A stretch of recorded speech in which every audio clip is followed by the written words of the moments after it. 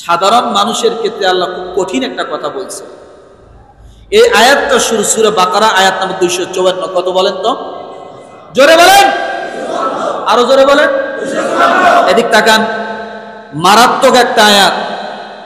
এটা শুরু আল্লাহ করছেন কি দিয়া, শেষটা করলেন কি দিয়া, এটা গভীর একটা চিন্তা করা দরকার।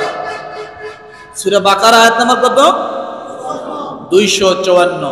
আল্লাহ শুরু করছেন ইয়া আইয়ুহাল্লাযীনা আমানু। আয়াতটা শুরু কি দিয়ে হলো? ইয়া আইয়ুহাল্লাযীনা আমানু, হে ঈমানদারগণ, আমি তোমাদেরকে যে রিজিক দিয়েছি তা থেকে সেই দিন আসার আগে, সেই দিন কোন দিন? কোন দিন? ঈদের দিন। ঈদের দিন আসার আগে বলে না, মৃত্যু আসার আগে, সেই দিন আসার আগে আল্লাহর পথে ব্যয় করো, যেদিন কোনো বেচা কিনা থাকবে না। যেদিন কি কোনো কি থাকবে না?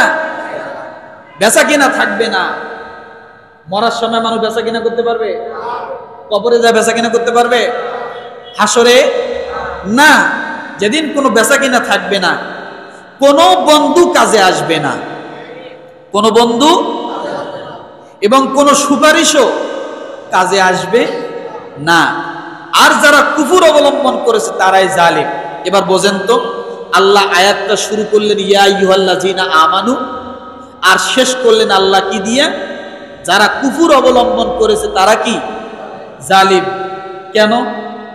আয়াতটা তো শুরু হয়েছে ইয়া আইয়ুহাল্লাযীনা আমানু, ঈমানদার দিয়া, শেষ তো হওয়া লাগছিল মুত্তাকিন, মুমিনিন, মুহসিনিন, মুফলিহিন এগুলা দিয়া। কথা ঠিক কিনা? কিন্তু আল্লাহ এই আয়াতটা শেষ করলেন কি? ওয়াল কাফিরুনা হুমুজ জালিমুন, যারা কুফর অবলম্বন করবে তারা জালেম। তার মানে কি জানেন? আল্লাহ শুরু করছেন ইয়া আইয়ুহাল্লাযীনা আমানু, হে ঈমানদারগণ, তোমরা যদি এগুলা মানো তাহলে তোমরা ঈমানদার। তাহলে তোমরা কি? যদি এই কয়টা মানো তাহলে তোমরা কি? ঈমানদার। আর যদি তোমরা না মানো তাহলে তোমরা অস্বীকারী, তোমরা জালেম। তাহলে তোমরা কি? তখন আর ঈমানদার থাকবে না, অটোমেটিক চেঞ্জ হয়ে যাবে।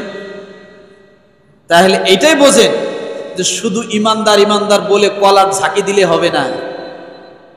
ঈমানদারের ম্যানুয়ালিতে, ঈমানদারের পরিমাপিতে আপনি আছেন কি না শেষ পর্যন্ত এটা দেখতে হবে। হয়তো শুরুতে আপনি ঈমানদার, শেষে যায় আপনি জালেম। শেষে যায় কি? আপনি জালেম। তাহলে বাহাদুরি করার কিছু আছে? কোন সূরা? কত নম্বর আয়াত? আবার উপরে নেবেন।